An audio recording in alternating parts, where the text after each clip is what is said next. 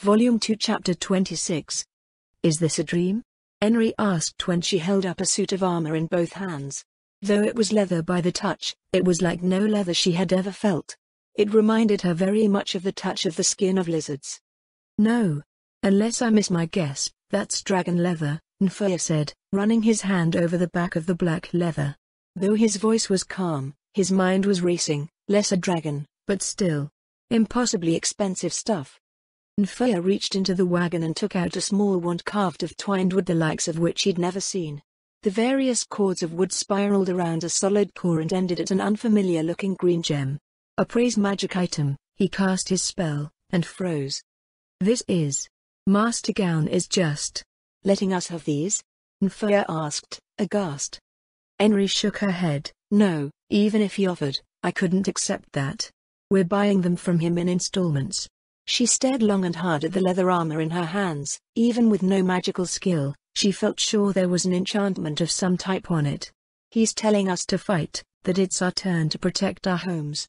And he's right.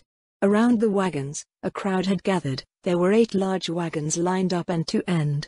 Henry raised her head and lowered the armor down so that she could see everyone.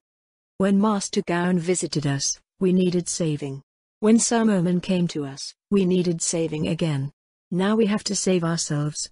We've worked hard, trained hard, done things we'd never done before.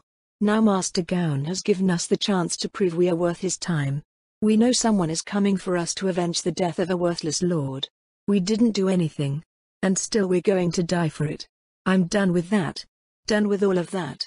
Henry's fury boiled over and gave voice to the outrage of a lifetime. I reject the kingdom. Sir Merman's request must have been refused. Why else would they be all right with coming this way and killing us all? If we can't have lords worth following from the kingdom, then we'll make our own. Damn them. Take up armor, take up swords. And let's get ready to fight. This is our home. This is our land. And they'll never take from us ever again. Henry bellowed like an outraged banshee, and the call began to rise up. Kani. Kani. Kani. Only to begin to transform, little by little. Emmet. Emmet. Emmet. And from some unknown throat another call began that took hold and would not let go. Hail to Queen Henry Emmet of the Kingdom of Kani. Henry blinked in dismay when the call went up. Her heart raced like it was trying to outpace her pulse. The scale of what just happened was far beyond her expectation, but caught in the moment and unable to think of what else to do, she gave her orders. Arm yourselves. Everyone. Arm yourselves. We have to prepare and we haven't a moment to spare, Henry shouted, and hundreds of hands began to scramble for hilts, shields, boots, and armor pieces as if these were holiday gifts being given out, and they were the children receiving them. Henry turned her right toward Nfaya. What just happened here? She asked as peasants began to put on armor and equip themselves like proper warriors. Nfaya chuckled and put a hand on the shoulder of the woman he loved. You became a queen, I think. And if you'll have me, I'd love to be the king. He winked at her dismayed, shocked expression, and then the understanding of the meaning behind his words began to sink in. That's not how proposals work, Enfi. She blushed a deep crimson, but Nfaya's loving expression, his broad smile and resolve did not waver. I've loved you for years, more than I could ever say. I don't know what'll happen next, but it'll be dangerous, and if I do have to leave this world, I want to do so married to the woman of my dreams. I'll love you for my whole life, you, only you, and no other. That is how you propose? Henry's blush didn't fade, but her surprise melted into happiness, before she dropped the armor into the dirt, then melted into his embrace in a passionate kiss that went on until the carts were entirely empty and the first army of Kani began to form up. Still no sign of her? Imina asked, her long purple hair bounced in its braids as she peeled off the rest of her clothing. No, nothing. Hecarim replied when he sat down on the stool. He didn't need to ask who Imina meant, it was the same question for both women. The blonde beauty that beat him into ruin and then sent his friends out to heal him before he died, for one. And on the other hand, Archer's body. Robert Dyke and I sorted through the ashes again last night. Nothing. We did find her father's body, but not her mother's, nor her sister's, nor Archer's bodies, Hecarim sighed. It's a big house, a lot to sift through. Imina pointed out while she undid the hair ties and let the long purple strands come tumbling down. Yeah, I know, Hecaran said when he tossed a boot aside. But still, the fire happened sometime late in the evening. If there was a fire threatening the place, where would Arch go? Straight to her sister's room. Imina answered immediately when she threw her shirt over a chair. Right, so that was where we started. Arch is a magic caster. Even in a dangerous blaze, she has a flight spell and should have been able to get them to safety. If she hadn't, then her sister's bodies should have been in the area where her room was, or not far away. Arch, I would have expected to be found close by. Hecaran pointed out while he undid his pants. So you think they weren't there at all? That the brutal bitch that beat you half to death was telling the truth? Imina asked, however she didn't sound as skeptical as he thought she would. No, I don't. I think Arch took her sisters and ran. I think that blonde woman knew more than she said about where Arch was. Am I crazy? Hecaran turned around to ask the slender half-elf. No, definitely not. Imina answered, because while looking for that one, guess what I heard? Hecaran didn't ask, instead he simply waited. He knew Imina'd say, and he was right. Imina went right on without him asking, saying to him that there was an agent coming about from Earl Flemmel, asking for people interested in a job raiding a newly discovered ruin, and didn't she say something about that? Hecaran rubbed his forehead. It's a little fuzzy, but this is far too convenient to be coincidence. If Arch is in trouble, there's only one place we need to be. So when do we leave? Imina pressed. Her entire body felt like it was on pins and needles. Hecaran's lean form was built for combat, and in moments like this, making a bold pronouncement of action for the sake of their team, he was the best of himself. She licked her lips and unconsciously parted her thighs as he approached. About 3 days, we'll do what they ask, encourage all kinds of teams to go along, and we'll get Arch out of there. Hecaran leaned forward and captured Imina's soft lips in a warm kiss, pressing her backwards onto the mattress of animal furs. She sighed when the taste of his lips left her own. Her arms wrapped around his neck, her legs around his waist. Taking your love into danger. Is that heroism now? She teased him verbally while undulating her hips to tease his manhood. All for one for all. And no, I'm not asking for a four-way. They laughed at the joke and sighed together as they became one flesh joined at the hips. Their desire for one another was a fire fueled by the greatest of dangers, carrying them both, and their whole team, up to the ranks of Mithril-class adventurers. Clinging to his treasured Imina, the fiery pain of her nails digging into his back demanded urgency. Her cries filled the room and spilled beyond their confining walls, into the rooms of others. It was shameless, and so they felt no shame. What was there to be ashamed of? We are alive. We are warm. We are happy. That was all their cries meant in a language older than the spoken word. But that time passed away. Imina fell into the sheets and accepted his quieting kiss before she fell asleep again. Hecaran, though, did not sleep. He sat up and looked over to the window where moonlight streamed into the room. Outside in the city beyond, he could see tiny lights from other rooms where other people were caught in moments like the one that had just passed for himself. I doubt many of them have my worries though. This may very well be the end of us. But we can't leave her to die, even if I have to face that monster of a woman again. He felt the lump in his throat and turned his body halfway around to watch Imina sleep. She slept on her side, curled away from the window and moved only a little in the sheets.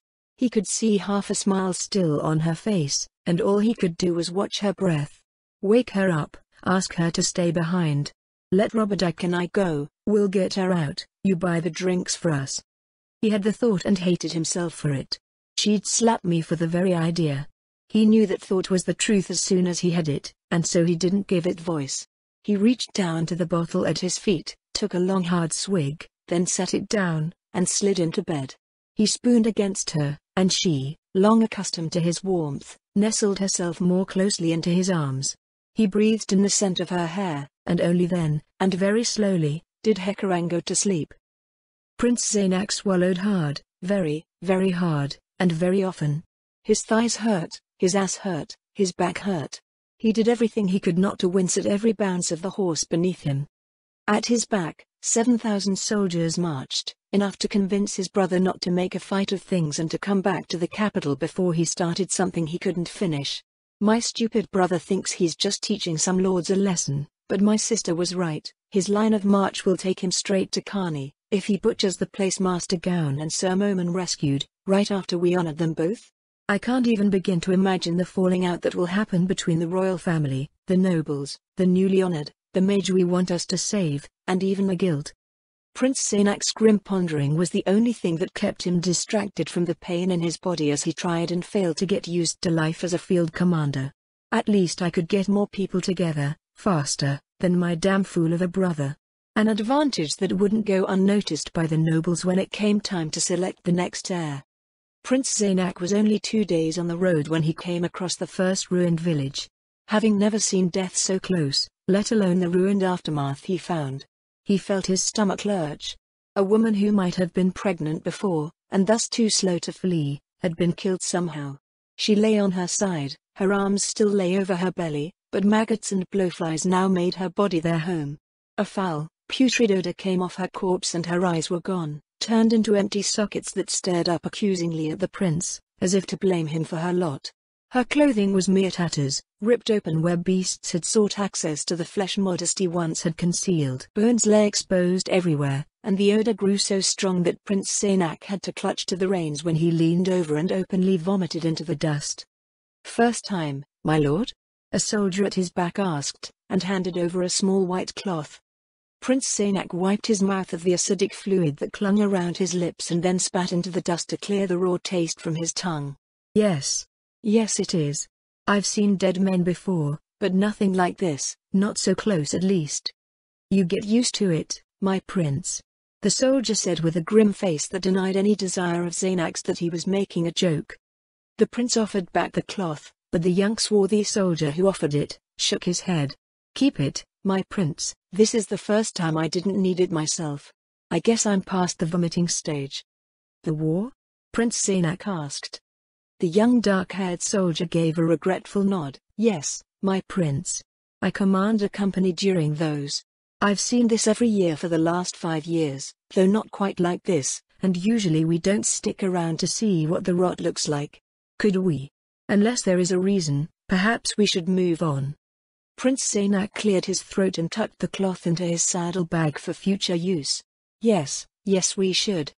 He raised his hand, and drew it down ahead of him. The flags waved, a horn blew, and the sound of 7,000 marching feet and clinking sets of armor began to drown out the chirping of birds again. Volume 2 Chapter 27. Armed with the knowledge given by Hilma, and after using Blue Rose to apply pressure to the members of Eight Fingers' leadership, it was trivial to simply wait in the old estate. Hilma stood shivering and shaking with fear in the corner of the room. She was hugging her belly and staring up at the towering irons. Her teeth chattered. "They'll be here. I promise they'll be here. I swear. I swear. I told them the ones responsible for it were operating out of this place as a further way to thumb your noses at Eight Fingers." The anger on their faces, it was beyond raw. "Everyone worth anything will come here. Please. Please believe me, I wouldn't lie, I wouldn't." Heinz tapped the flat of one sword on his right shoulder. "How did you convince them that you were right?" Hilma's already drawn, pale face went tighter, her lower lip trembled, and Lupus Regina crinkled her nose. "Or," she peed herself. "I'm sorry. I told them that one of my brothel girls had gotten close to one of them that got a little too talkative, promised that she would be free once he and his buddies took over Eight Fingers' operations for themselves. Is that okay?" Hilma felt her knees wobble. "Yes, that's believable," Heinz said and walked away from the terrorized woman who seemed to want to join with the corner she pressed herself against. He walked to the head of a long table and sat down. Without being asked, Lupus Regina approached and stood behind his right shoulder. She sniffed the air a few times. "They're coming, lots of them, I can't tell how many, but they're angry, blood-hungry." Hilma shot her eyes over toward the red-haired woman she knew as Lupu. Superior senses. Is that a talent? Or is she not human at all, but only looks like it? Hilma's guts ached and a lancing pain from raw terror shot through her body. "I know I didn't lie. I did what I was told. I'll be fine. Just tell the truth, be faithful and hope I'm not punished." Her beautiful face, despite being healed, was quite gaunt from the frequent vomiting after meals. She knew she was already losing weight, and that she didn't have that much that she could lose in the first place. "I'm like the waif girls that decide to starve themselves in my brothels. But I don't want to die. Not really, not like them. Hilma told herself when the footsteps and shouting drew closer. Search everywhere. Make sure nothing in the building is left unexposed. Find them. The rough voice called out. Zero. If he's come himself, then the rest are certainly here as well. Hilma shivered. That was an unpleasant concept. In other times she would fear being exposed for betraying them, especially Zero. Now? Now she felt only a great swell of pity for her interdepartmental rivals. Very well, you've proven your worth, Ein said, and the gate opened between them. Go and tell Demiurge you are to be rewarded.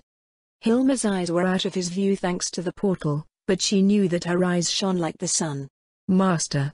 Thank you, Master, Hilma said and scurried on swift little steps through the portal, desperate for the sensations of bliss that were her reward for destroying her comrades. In here, Ines shouted over the cacophony of noise. His voice carried, and then was picked up, and the call that the perpetrators were located was carried all over the manor house. The pounding feet came on, drawn like ants to a pile of sugar where Ines was waiting. The others should be in place around the manor. If no call has gone out about my servants, then nobody here is worth noting in terms of their detection skills. The first to enter was a monster of manhood. His muscles larger than those of Gaziv Strinov, animal tattoos over his body that even a novice caster would have recognized as there for magical purposes, and a bald head to boot. Ines laughed. Whatever reaction those who came into the room were expecting with their faces of wrath, mockery, or arrogance, for Ines to laugh was the last on the list. What's so funny there, Tin Man? The bald figure Ines recognized from Hilma's description as Zero asked. I was just thinking, you look a lot like some childish Chunibyo's imagination of a cartoon villain. When Ines said it, the dumbfounded look on Zero made Ines laugh even harder, so hard that his fist came down and smashed the stone table, sending a crack from one end to the other and a loud crashing noise as the hunk he snapped off, shattered against the floor. Ines had to wave his hand several times to stop stunned words from his counterparts while he composed himself. At his side, he was sure Lupus Regina was confused, but it was good to laugh anyway, and picking up on his mood, he could feel her rising excitement. I don't know what those words meant, but I know when I've been insulted. Zero thought, and did not like it. He snarled and pointed to the left and right of himself. His finest and strongest went along the wall. You've had your laugh, but now it's over. There are only two of you, and a lot of us. Zero chuckled. I was expecting more. Ines shrugged and picked up the sword that had fallen to the floor. I am Moman. This is Lupu. We're more than enough. Either one of us by ourselves would do, but Axel is a team after all. Plus, I'm a kind leader and wouldn't deny her the pleasure of play when I don't have to. Rumbling anger met Ines as more thugs filtered into the room. You really think you can win? Zero felt at least somewhat dumbfounded. Thug or not, he was intelligent enough to run the Eight Fingers organization that spanned from the far south of Riestais to our winter itself, and the confidence of the onyx-armored man and his black and white-clad female companion did not make sense. Ines made his voice as reasonable and polite as possible. It's funny, someone else asked me something similar once, not that long ago. They had me outnumbered, and they too were wrong. Though it did change things for me, they're now all wishing they were dead. I'll make you the same offer I made them.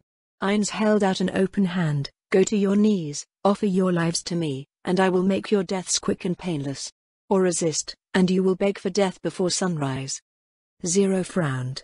How about I make you a different offer? Drop your swords, surrender, and we'll kill your woman there when we're done with her. Ines heard the offer, and he wasn't quite sure he heard it properly. Could you repeat that?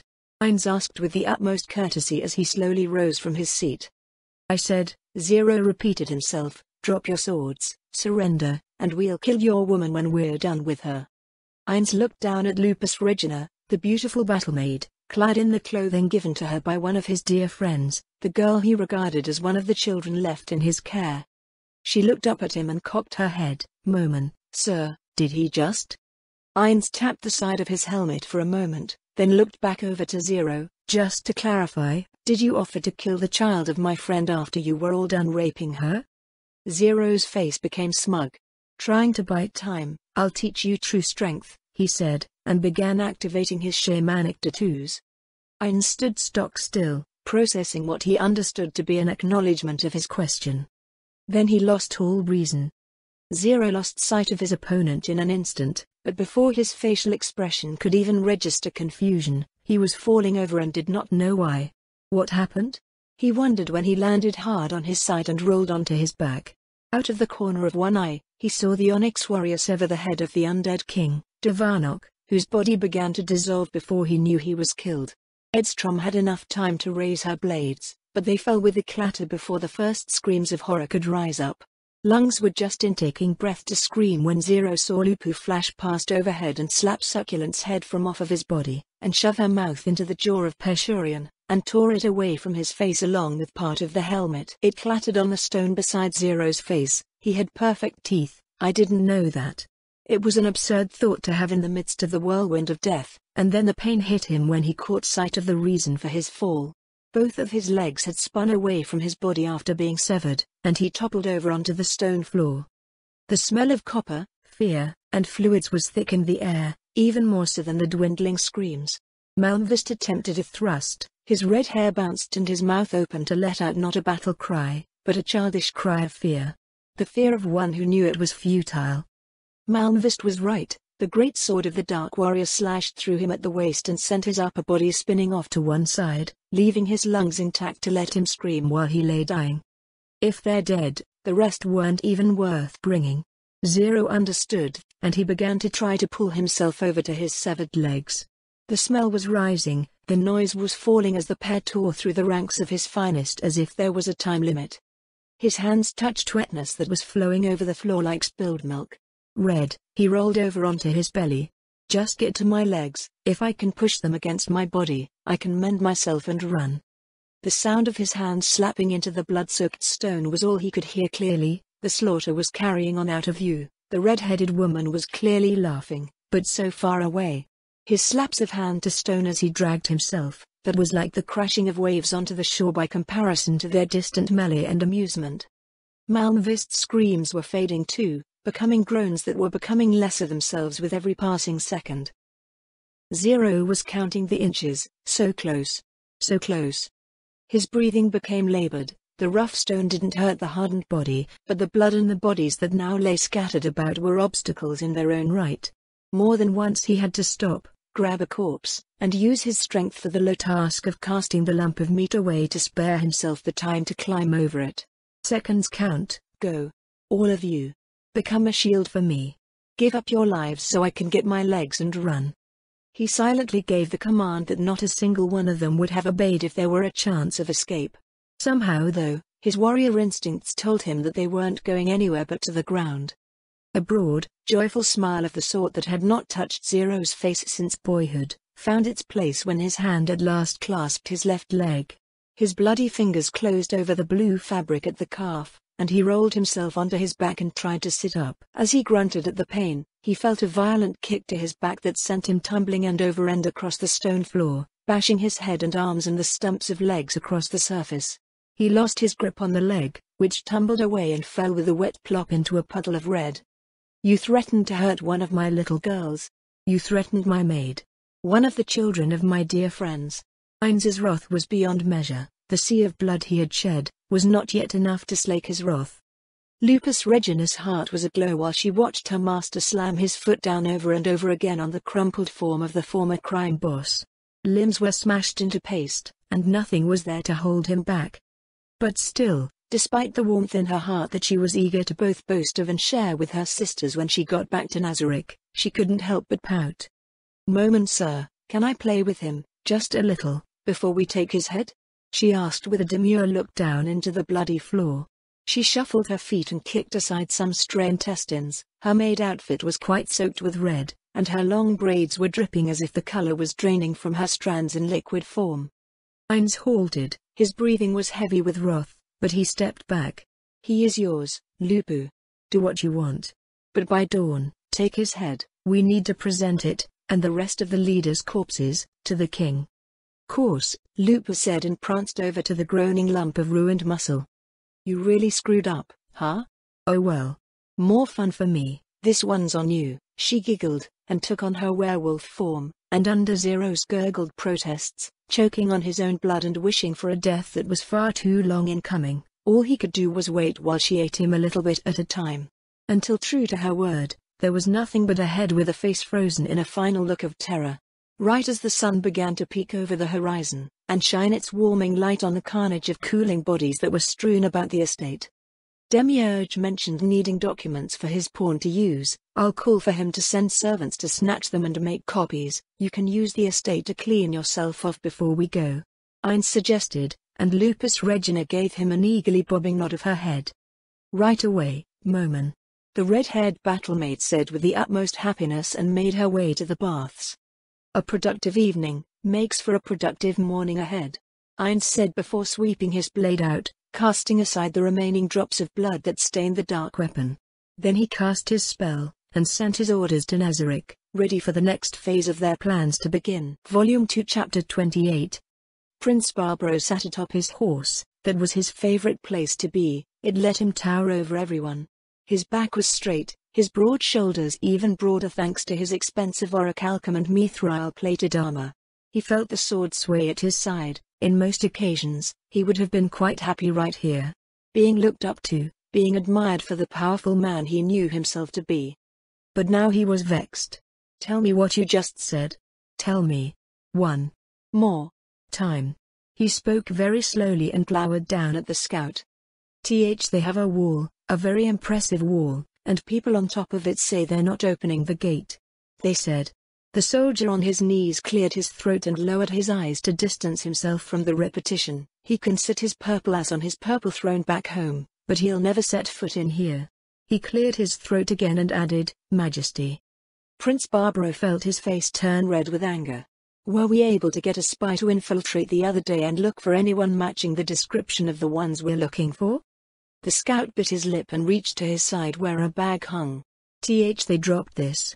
The young man's voice was full of disbelief at what he held, but he reached into the bag anyway, and removed the head of their spy. They are, sire. They did say that the guilty are within their walls. The spy was unnecessary. The young soldier swallowed with discomfort and lowered the head back into the bag. Barbaro felt his fury rise ever higher. All we've done will be meaningless if these are allowed to get away with. No, they have to die. They have to die. The crown prince bellowed out his rage-filled order, go. Make ladders. We may not have intended a siege, but by the gods we're not letting them get away with this. The scout scrambled away from where he knelt and rushed to pass the orders along to the other soldiers. Walls or not, Barbaro considered with white-hot anger, they're only peasants with hoes and sticks, and maybe a few bows. This won't take long. Hours earlier, Henry stood in front of her assembled crowd. Goblins, trolls, nagas, and humans stood in neat rows armed and equipped with what was provided to them by Master Gown. We've done the best we could to prepare, now all we can do is our best. But remember, Master Gown believed in us enough to save us. Someone like that doesn't act unless you're worth it. Today begin to prove it. Go take positions, they'll be here in a few hours. The cheers went up, and Henry noticed that trolls really liked to wave their hands in the air when they were happy. They weren't very bright in general, but she came to think of them as overgrown children. They have simple desires, but if they're fed and taken care of, they're happy to do things we ask them to do as long as we're nice about it. Not far away, Henry's advisors stood in the wings, and as her village began to drift away to snatch up one more meal before the inevitable, her companions approached. Peter's face was serious. Once we win, he said, you know we have to start taking other places. There's simply no other option. How will we protect the village from retaliation until then? Simple.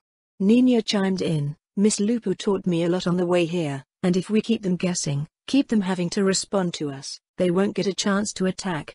Except for the princess, and somewhat, the king, most of the nobles are held in contempt. We'll raise rebellion everywhere we go, and as long as we keep winning, we'll get stronger, they'll get weaker. Careful, Peter, or I might make Nina my military advisor instead of you.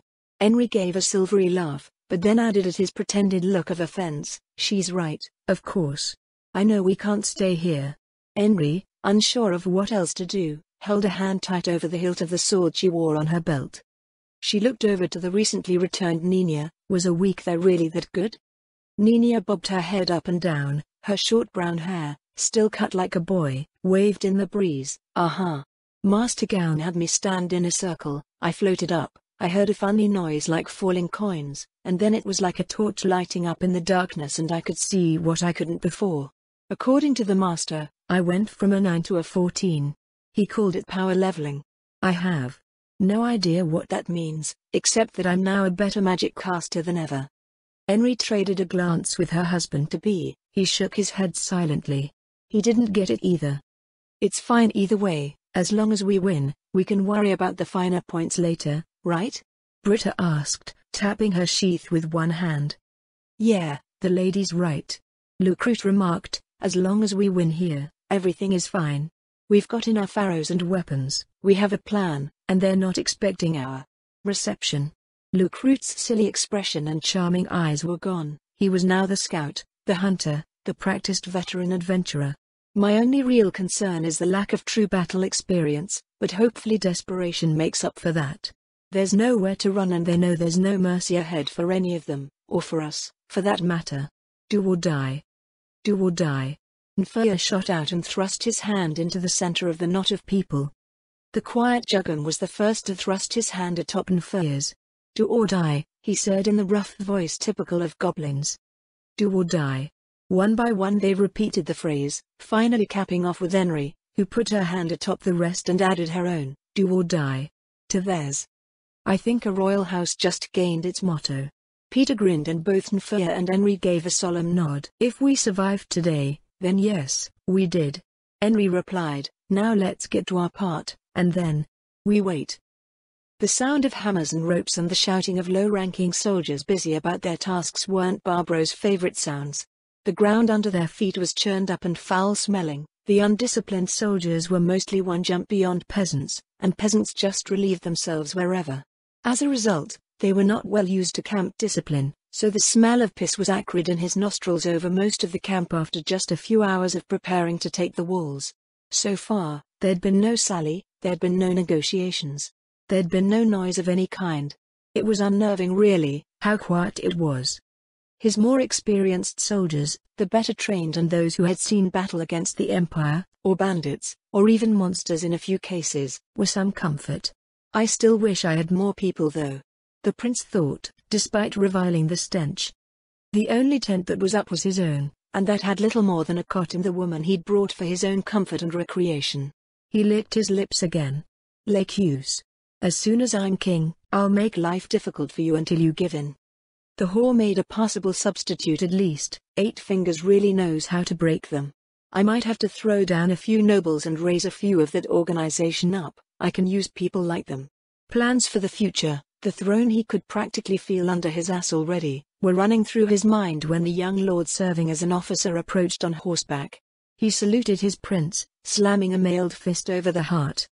We have ladders ready, sire, and one of the trees we cut has been made into a ram. The officer looked toward the sun. It was already descending toward the horizon.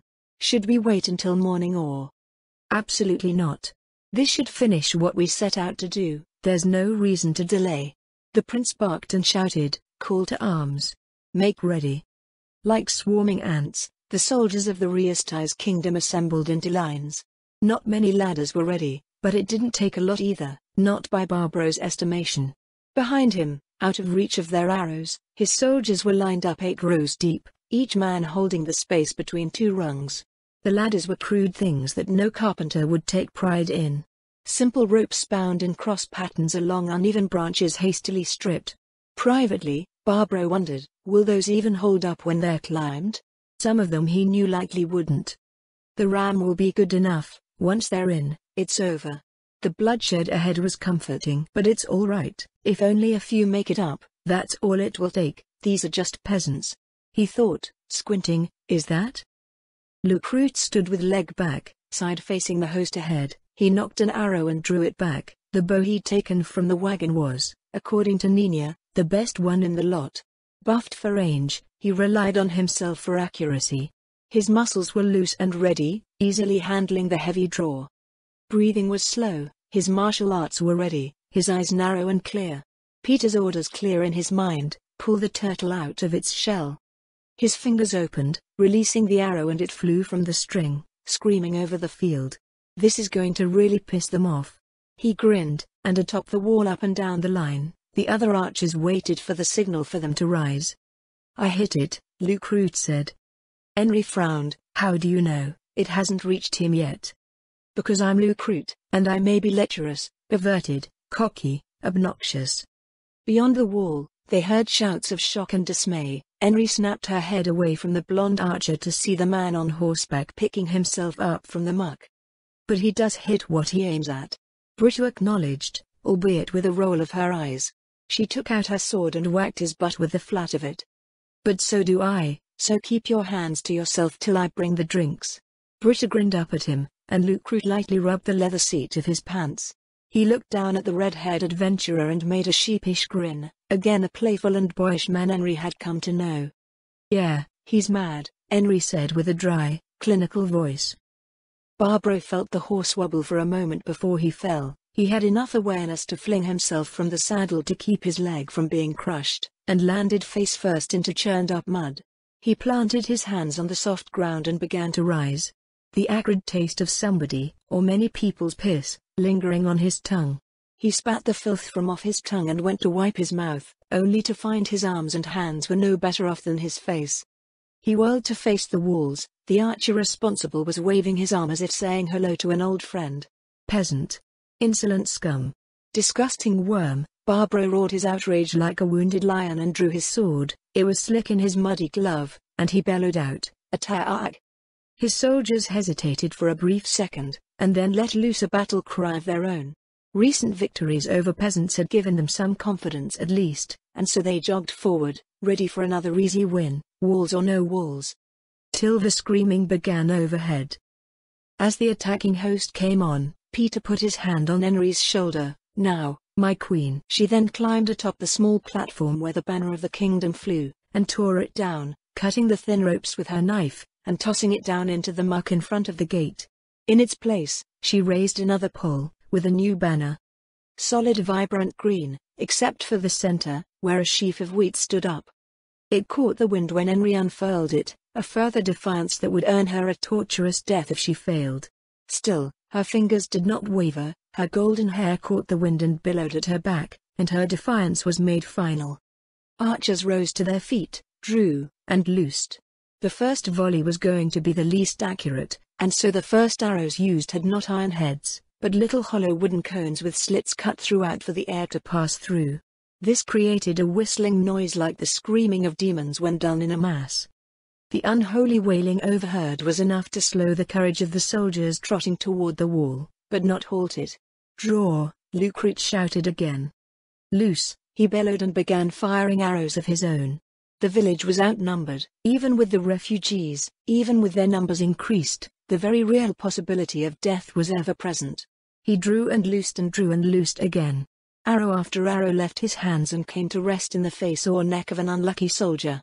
Some fell clutching wounds, bright blood spurting through their fingers, thrashing before they went limp to be trod over by their living comrades. Most of the peasants on the ground below couldn't see what they were doing. For the best, the ones up here are the hardiest hearts. Luke Root's thoughts turned to the strong eyes of the people arrayed beside him. Peter and Britta were waiting near the ladders and crude steps, readied at the front positions to charge the length of the wall when the archers drew back. Fireball! The bellowing cry of a young woman near the center position was drowned out by most, but the spell stood out like a sore thumb as the burst of flame rocketed through the air and slammed into a group of ladder-bearing soldiers. 3 men were incinerated and the rest dropped their ladder, scattering as they batted out stray flames and dancing where they themselves were caught. One fell with an arrow through his throat, the others threw up their shields and retreated to the back of other lines of ladder-bearers. Fireball! Nina shouted again and targeted the ram-bearers. The fire struck and put 2 men on their backs screaming in flame as the pop and sizzle of fat beneath flesh burst into the air, the smell of burning meat as strong in the noses of their comrades as the smell of blood. But given the strength of numbers to support courage that not 1 in 10 had on their own, it became obvious that they were going to reach the wall. "This will only work once," Henry said through gritted teeth as the ram came up and the ladders began to rise. "Now," she shouted, and taking up the golden stalk that was her banner, the woman who would be queen waved it wildly left and right. The trolls waiting behind the gate raised the wooden barrier holding the gate shut, and dropped it at their feet. They flung the door wide, and just as had been practiced, the trolls charged out the door swinging their tree-branch clubs into the faces of the ram-bearers. The screams of men and the crunch of their skulls and bones as they were beaten or trampled into the muck and the ram thrown over to fall with a crash, sent chills of horror through the ranks of men. Facing monsters had not been part of the plan. The trolls began to trot towards the ladders as fast as their lumbering legs would allow them. Men jumped away from their ladders and began to scream as they ran in terror. Not a single one made it to the top of the wall. The way cleared, the trolls began to rush back to the gate, which closed behind them. "Loose!" Lucrute called out, and arrows fell into the backs of the retreating kingdom soldiers, pinning men to the blood-stained earth to spasm and die, like insects pinned to a collector's board. "My prince?" the young nobleman asked in a hushed whisper as the wall they faced became silent as the grave again. "What do we do now?" Prince Barbro's mind raced, but found no ready answer, and so he said nothing at all, much like the dead that lay strewn in front of him as the sun finally descended over the horizon, and the cloak of night slowly began to dominate the world, and end the day.